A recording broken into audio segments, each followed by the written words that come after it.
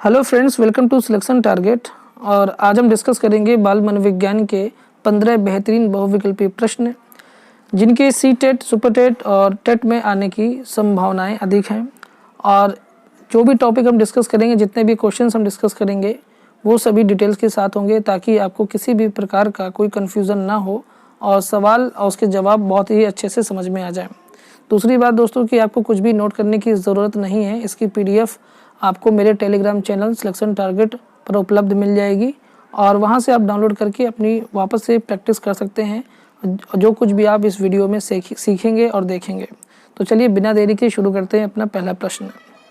दोस्तों, पहला प्रश्न है कि शारीरिक गतिक बुद्धि रखने वाले बच्चे की अंतिम अवस्था निम्न में से कौन सी हो सकती है। तो किसकी बात कर रहा है? शारीरिक गतिक बुद्धि की बात कर रहा है। तो दोस्तों, शारीरिक गतिक बुद्धि होती क्या है? ऐसी बुद्धि जिसमें बालक अपने शरीर की गतिविधियों में बहुत ही नियंत्रण स्थापित कर लेता है। तो ऐसे बच्चे अंतिम रूप से क्या बनते हैं या क्या बनने की संभावना अधिक रहती है? तो आपके ऑप्शन इस प्रकार हैं। पहला ऑप्शन है कि राजनीतिक नेता, ऑप्शन बी वाचक यानी वक्ता जो भाषण देते हैं, और तीसरा है शल्य चिकित्सक यानी जो कि ऑपरेशन करते हैं, ऑप्शन डी कवि। तो दोस्तों, जानते हैं कि राजनीतिक नेता बनने में सिर्फ आप एक अच्छे वक्ता हो जाएं तो आप नेता बन सकते हैं। वाचक बनने के लिए भी सिर्फ बोलने की क्वालिटी ही अगर आपके अंदर है तो भी आप वो अच्छे वाचक हैं। कवि के लिए भी आप जानते हैं कि बोलना ही एक महत्वपूर्ण गुण होता है उनमें भी। तो जो इस सवाल का जो इसका जवाब होगा, उसका जो सही जवाब होगा वो होगा शल्य चिकित्सक। क्योंकि जो शल्य चिकित्सक का मतलब होता है जो ऑपरेशन करते हैं, यानी जो सर्जन होते हैं उन्हीं को शल्य चिकित्सक बोलते हैं। और शल्य चिकित्सक बनने के लिए शारीरिक गतिक बुद्धि का बहुत ही अधिक विकास होना आवश्यक है। क्योंकि जिस बालक में इस गति का विकास होता है वो ही अपने नियंत्रण रखता है, क्योंकि ऑपरेशन में बहुत ही ज़्यादा सूक्ष्म तरीके से काम करना पड़ता है। तो जो ऑप्शन सी है आपका शल्य चिकित्सक, वो सही होगा।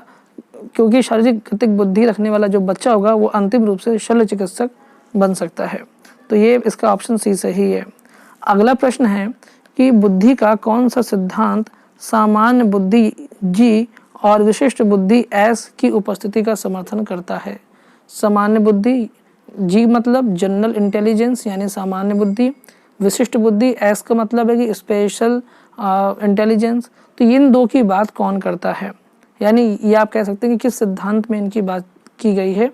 तो आपका ऑप्शन पहला है, ऑप्शन ए वर्नोन का पदानुक्रमिक सिद्धांत, ऑप्शन बी गिलफोर्ड का बुद्धि सिद्धांत, ऑप्शन सी स्पीयरमैन का द्विखंड सिद्धांत और ऑप्शन डी नियम प्रतिकूल सिद्धांत।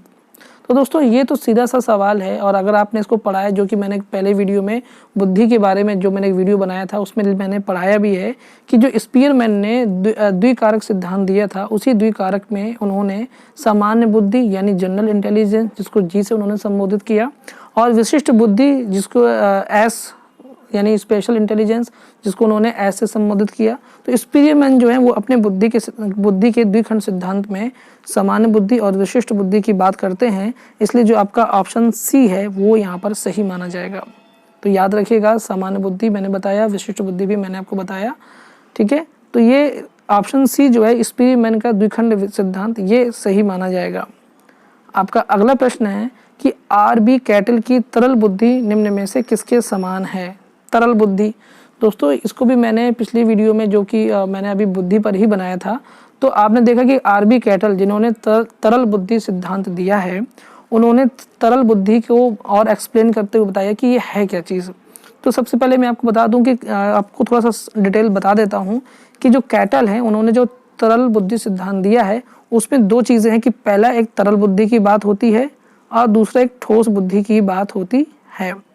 तरल बुद्धि क्या है दोस्तों? तरल बुद्धि जो कि वंशानुक्रम से संबंधित होती है, जैसे कि इसमें सी ऑप्शन में लिखा भी है, वंशानुगत कारक से संबंधित होती है, यानी इसमें वंश के गुण आते हैं। दूसरा जो ठोस बुद्धि होती है दोस्तों, ये पर्यावरणीय या वातावरण के जो आसपास का जो माहौल होता है उससे जो बुद्धि प्रभावित होती है, जो बुद्धि का विकास होता है, वो ठोस बुद्धि कहलाती है।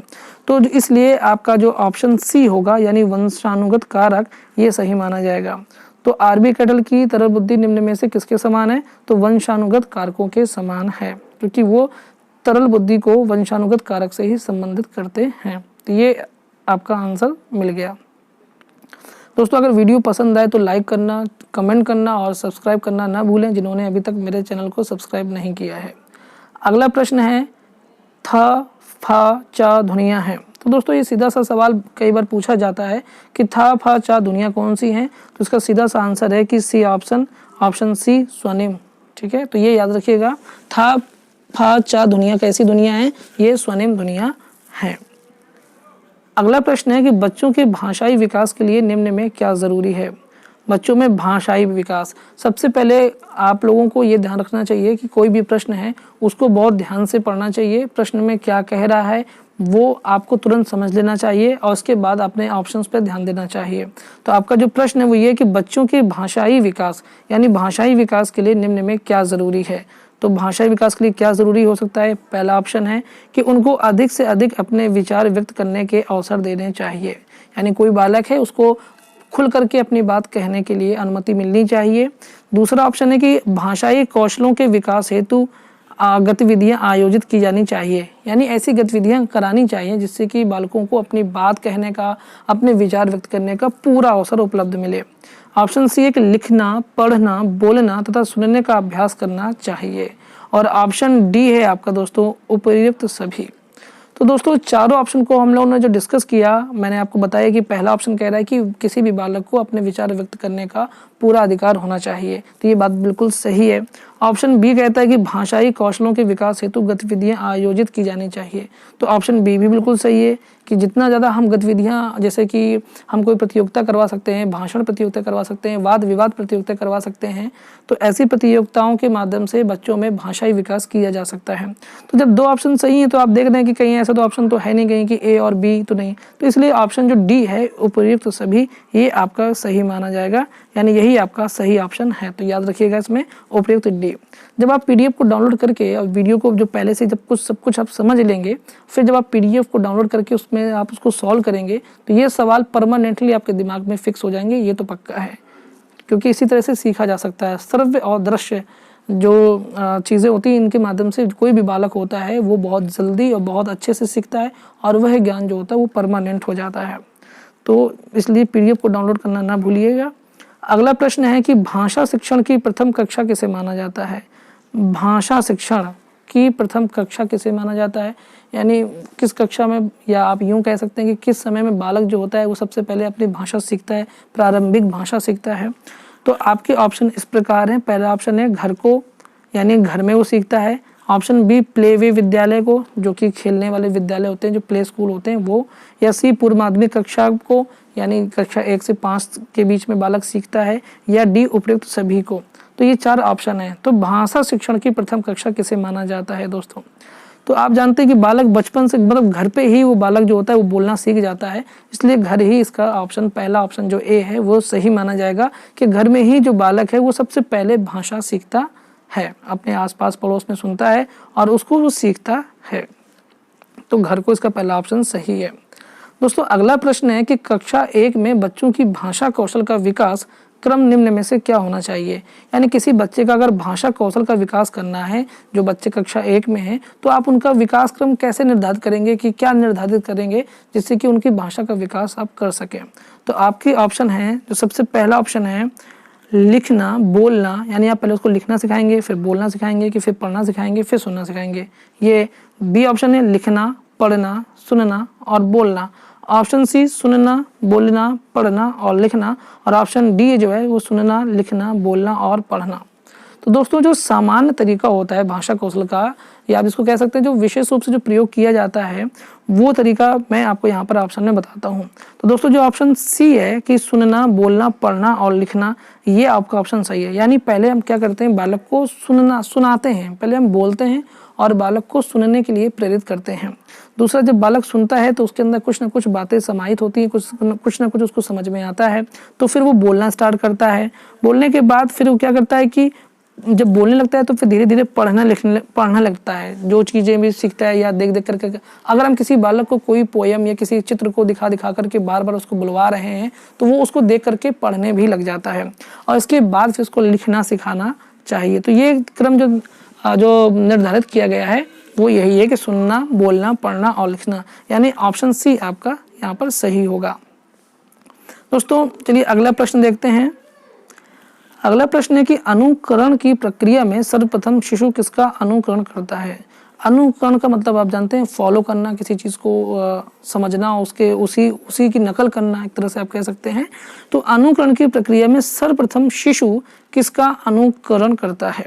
ऑप्शन ए है आपके सामने स्वर वर्णों का, यानी स्वर यानी आ ये जो होते हैं आहा तक, इनका वो पहले उनका अनुकरण करना सीखता है, या व्यंजन वर्णों का जो कि का से ज्ञा तक होते हैं, और सी स्वर एवं व्यंजन वर्णों यानी इनको सभी का, या सीधा शब्दों का। तो दोस्तों सबसे पहले तो आप एक शब्द पकड़िएगा, वो ये जहाँ पर मैंने अंडरलाइन किया हुआ है कि सर्वप्रथम शिशु किसका अनुकरण करता है सबसे पहले। तो दोस्तों ये बताइए, जब बच्चा छोटा होता है तो क्या आप उसको घर में आप पहले छोटा आ बड़ा सिखाते हैं, यानी स्वर सिखाते हैं, कि व्यंजन सिखाते हैं, कि सीधा बोलना सिखाते हैं कि बेटा बोलो पापा या मम्मी या भैया या दीदी, ये शब्द सिखाते हैं। तो आप सीधा उसको शब्द सिखाते हैं, न कि स्वर वर्ण व्यंजन ये कुछ सिखाते हैं। इसलिए जो सर्वप्रथम शिशु किसका अनुकरण करता है, तो आपका करेक्ट जवाब आपको मिल गया होगा कि शब्दों का। ऑप्शन डी, शब्दों का बालक जो होता है, शिशु होता है, वो सबसे पहले अनुकरण करता है। ठीक है, ये आपको क्लियर हो गया होगा। आपको कहीं भी कोई दिक्कत है तो आप कमेंट करके अपनी बात रख सकते हैं, मैं उसको और एक्सप्लेन कर दूंगा। दोस्तों अगला प्रश्न है कि शिक्षक बच्चों को सृजनात्मक विचारों के लिए कैसे प्रोत्साहित कर सकता है। तो दोस्तों सृजनात्मक विचार पहले समझ लीजिए। सृजनात्मक विचार क्या होते हैं? ऐसे विचार जिनसे बालक कुछ नया कुछ खोज कर सकता है या कुछ नया बना सकता है, ऐसे विचारों को सृजनात्मक विचार कहा जाता है। तो लिखा है कि शिक्षक बच्चों को सृजनात्मक विचारों के लिए, यानी ऐसे विचार बच्चों में डेवलप करने के लिए कैसे प्रोत्साहित कर सकता है, कैसे मोटिवेट कर सकता है। तो आपके ऑप्शन है, पहला ऑप्शन कि उन्हें बहुविकल्पी प्रश्न देकर, कि बहुविकल्पी प्रश्न दे देंगे तो बच्चा इससे समझ जाएगा। तो दोस्तों ये हो गया पहला। बी ऑप्शन है कि उन्हें उत्तर कंठस्थ करने के लिए कहकर, यानी बोल देंगे कि उत्तर जो प्रश्न है ये उत्तर है, उसको रट लीजिए। ऑप्शन सी एक समस्या समाधान आधारित प्रश्न पूछकर, यानी उसको कोई समस्या बताएंगे, उससे आधारित उस पर प्रश्न पूछेंगे, फिर उससे उसका उत्तर जानेंगे। डी है उनसे प्रत्यास्मरण आधारित प्रश्न पूछकर, यानी जो प्रश्न पहले सिखा दिए गए पढ़ा दिए गए हैं उनसे ही जुड़े सवाल पूछना। तो दोस्तों जो पहला ऑप्शन है कि उन्हें बहुविकल्पीय प्रश्न दे करके, तो दोस्तों बहुविकल्पीय प्रश्न से कोई सृजनात्मक विचार नहीं बालक के हो सकते हैं, ये बिल्कुल। तो ये पहला ऑप्शन तो बिल्कुल आपका गलत माना जाएगा। ठीक है दोस्तों, अगला ऑप्शन है कि उन्हें उत्तर कंठस्थ करने के लिए कहकर, यानी उत्तर रटने के लिए कहकर, और रटने को तो वैसे ही बाल मनोविज्ञान में गलत माना गया है, इसलिए ये ऑप्शन भी आपका, ऑप्शन बी भी आपका गलत होगा। ऑप्शन सी कहता है कि समस्या समाधान आधारित प्रश्न पूछकर। तो ये दोस्तों बिल्कुल सही बात है। जब बालक के समक्ष एक समस्या बताई जाएगी, उसको प्रश्न पूछे जाएंगे उससे जुड़े हुए, तो बालक अपनी जब बुद्धि का इस्तेमाल करके उनका जवाब देगा तो उस बालक के अंदर सृजनात्मक विचार उत्पन्न होंगे, डेवलप होंगे, विकसित होंगे, और इस तरह से जो आपका जवाब है वो आपको मिल गया दोस्तों। और जवाब ये कि समस्या समाधान आधारित प्रश्न पूछकर जो एक शिक्षक है वो एक बालकों में सृजनात्मक विचारों को प्रोत्साहित कर सकता है। आप भी शिक्षक बनने जा रहे हैं तो भविष्य में ये आपको भी लागू करनी है बच्चों पर, कि बच्चों को हमेशा सृजनात्मक बुद्धि का बालक बनाने के लिए प्रेरित करना चाहिए और प्रयत्न भी आपको करना चाहिए।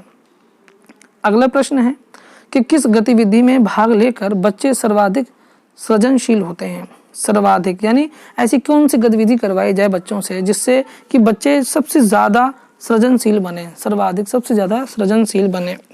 तो दोस्तों आपके जो ऑप्शन है वो इस प्रकार हैं। ऑप्शन ए शिक्षक की डांट से बचने के लिए, यानी बच्चों को बस ये डांट से बचने के लिए बच्चे अगर कुछ काम करते हैं तो क्या वो सृजनशील बनते हैं। ऑप्शन बी दूसरों के सामने अच्छा करने के दबाव में आकर के, जैसा कि मोस्टली पेरेंट्स करते हैं कि कोई गार्जियन आया और बच्चों को बार बार प्रेशराइज करते हैं बोलने के लिए, या बच्चों को ये बार बार सिखाया जाता है कि नहीं आपको सबसे बेस्ट बनना है, फलाना के अंकल का बेटा ऐसा है, फलाना का ऐसा है, तो उन बच्चों में सबसे बेस्ट बनना है, इसके लिए हम उनको बार बार मोटिवेट करते हैं, ये दबाव बनाते हैं।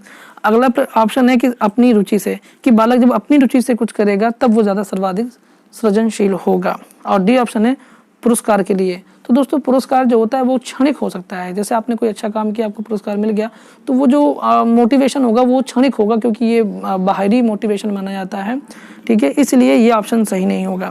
तो ऑप्शन जो दिए हुए ऑप्शन ए गलत होगा, क्योंकि शिक्षक की डांट से केवल बचने के लिए बच्चा अगर कुछ करता है तो वो सृजनशील बालक कभी नहीं बन सकता। दूसरा ऑप्शन बी है गलत है, क्योंकि अगर किसी को बच्चे पर दबाव बना करके कि उसको दूसरे के सामने अपने आप को बेहतर करना है, तो इससे भी वो बहुत समय तक मोटिवेट नहीं हो सकता है।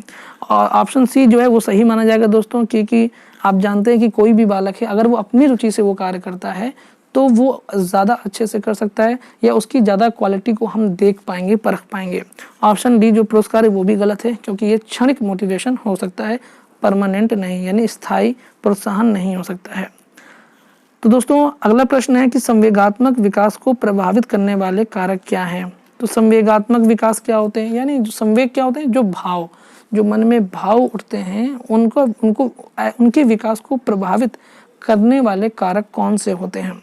तो आपके ऑप्शन इस प्रकार हैं। ऑप्शन ए थकान, ऑप्शन बी मानसिक योग्यता, ऑप्शन सी शारीरिक स्वास्थ्य और ऑप्शन डी उपयुक्त सभी। तो ये आपके सामने 4 ऑप्शन है। तो दोस्तों आपको बताना है कि संवेगात्मक विकास प्रभावित होता है किससे, थकान से। तो दोस्तों बिल्कुल सही है, क्योंकि अगर आप थके हुए हैं तो आपके मन के भाव वैसे नहीं होंगे जैसे कि आप सामान्य परिस्थितियों में होते हैं। इसलिए जो ऑप्शन ए है वो बिल्कुल सही है। ऑप्शन बी क्या है कि मानसिक योग्यता, अगर आप मानसिक रूप से बिल्कुल दुरुस्त हैं, एकदम अच्छे हैं, तो आपको आपके जो मन के भाव होंगे वो ज़्यादा अच्छे होंगे, अच्छे विचार आएंगे। लेकिन अगर आप मानसिक रूप से परेशान हैं या आप में योग्यता नहीं है तो आप ताने सुनेंगे लोगों से और आपकी मानसिक कंडीशन जो होगी वो डिस्टर्ब रहेगी। इसलिए ऑप्शन बी भी सही है, क्योंकि इसके माध्यम से भी आपका संवेगात्मक विकास जो होगा वो प्रभावित होगा।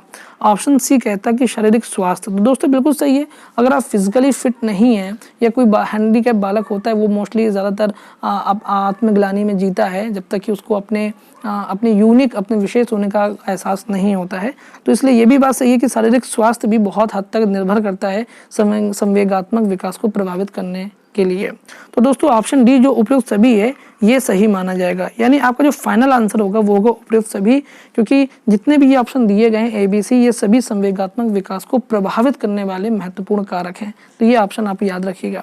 इस तरह के सवाल CTET में बहुत ज़्यादा पूछे जाते हैं, और जो लोग रीट का एग्जाम देंगे राजस्थान का उसमें भी इस तरह के पेडागॉजी से संबंधित सवाल जो पूछे जाएंगे, और ये बहुत इंपॉर्टेंट है। आप वीडियो को हल्के में मत लीजिए, क्योंकि जो कुछ भी बहुत सोच करके आपके सामने लाया जाता है, अगर आप इसको ध्यान से समझते हैं, देखते हैं, तो उसका लाभ आपको ज़रूर मिलेगा, क्योंकि कॉन्सेप्ट आपका क्लियर हो जाएगा।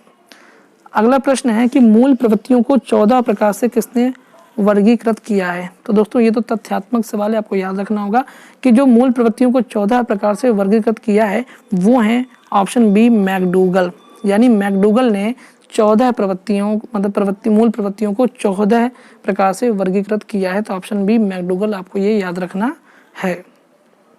अगला प्रश्न है कि खेल के माध्यम से बालक अपने संवेगों पर नियंत्रण करना सीख जाता है, तो यह विकास निम्न में से कौन सा है। यानी बालक जिससे सबके साथ खेलता है और खेल करके वो सीख जाता है और अपने संवेगों पर यानी अपने भावों पर वो नियंत्रण कर लेता है, तो ये उस पर कौन सा विकास माना जाएगा। तो आपके ऑप्शन हैं सामाजिक विकास, ऑप्शन बी शारीरिक विकास, ऑप्शन सी संवेगात्मक विकास, ऑप्शन डी उपयुक्त में से कोई नहीं।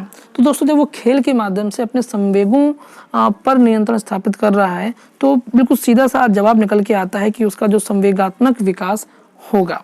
यानी अगर बालक खेल के माध्यम से अपने भावों पर नियंत्रण कर लेता है तो यानी उस पर संवेगात्मक विकास हो रहा है, यानी उसका जो है संवेगात्मक विकास हो रहा है। तो ऑप्शन सी जो है वो आपका सही माना जाएगा। दोस्तों अगला प्रश्न है कि मैकडूगल के अनुसार मूल प्रवृत्ति जिज्ञासा का संबंध संवेग कौन सा है। मैकडूगल के अनुसार मूल प्रवृत्ति जिज्ञासा का संबंध संवेग कौन सा है, तो ये आपको बताना है। यानी जो मैकडूगल ने अपनी मूल प्रवृत्तियां बताई हैं उनमें उसमें एक प्रवृत्ति जिज्ञासा भी उसने बताई है। तो आपको ये बताना है कि जिज्ञासा का संबंध जो है वो इनमें से किस संवेग से है। तो दोस्तों पहला ऑप्शन है आश्चर्य, ठीक है, आश्चर्य से क्या इसका संबंध है। ऑप्शन बी घृणा से है, ऑप्शन सी भय से है, ऑप्शन डी भूख से है। तो दोस्तों चारों ऑप्शन में आप अगर विचार करें तो जिज्ञासा शब्द का प्रयोग जो है वो कहाँ पर फिट बैठ रहा है, आप ये समझिए। दोस्तों जो मैकडूगल ने जिज्ञासा की बात की है, तो देखिए आश्चर्य, जब किसी चीज़ पे आश्चर्य होता है ना कि अरे यार ये चीज़ कैसे हो गई, ये चीज़ कैसे क्यों है, ये ऐसी क्यों है, ये वैसी क्यों है।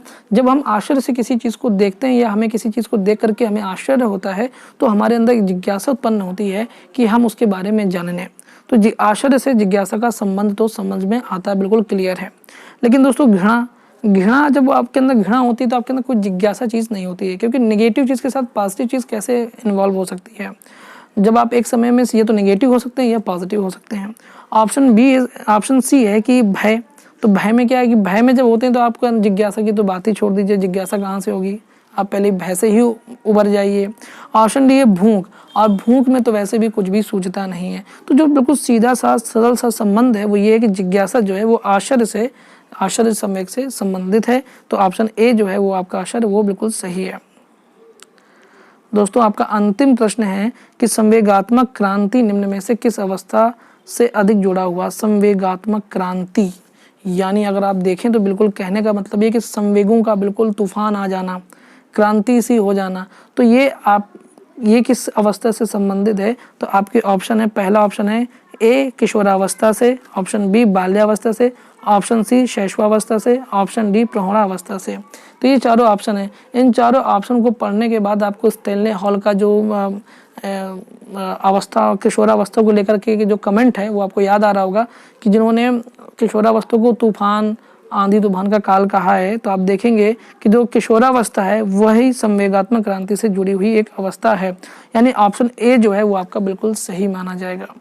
तो दोस्तों इस तरह से हमने पूरे 15 क्वेश्चन को डिटेल्स के साथ डिस्कस किया ताकि थोड़ा सा कॉन्सेप्ट दिमाग में समझ में आ सके कि किस तरह से हम प्रश्नों को सी-टेट में या टेट में सॉल्व करते हैं या पेडागॉगी के सवालों को किस तरह से हम सॉल्व करते हैं। दोस्तों आपको इस पीडीएफ जो है टेलीग्राम चैनल सिलेक्शन टारगेट में उपलब्ध मिल जाएगी और आपको कुछ भी करने की ज़रूरत नहीं है, आपको कुछ भी आंसर नोट करने की ज़रूरत नहीं है, क्योंकि एक तो वीडियो में आपको सब कुछ मोस्टली समझ में आ ही गया होगा। फिर भी अगर कन्फ्यूज़न है तो ये देखिए आपके सवालों के पूरे अंत में ये पूरी उत्तरमाला भी मैंने दे रखी है, जिससे कि आप अपनी प्रैक्टिस को स्वतः कर सकते हैं बिना किसी समस्या के। और दोस्तों अगर आपको वीडियो पसंद आता है तो चैनल को सब्सक्राइब करना ना भूलें। अगर आपने सब्सक्राइब नहीं किया है तो कर चुके हैं तो वीडियो को लाइक कीजिए, शेयर कीजिए और कमेंट करना ना भूलिए अगर आपको कुछ भी पूछना है। मिलते हैं अपने अगले वीडियो के साथ, तब तक के लिए जय हिंद, नमस्कार।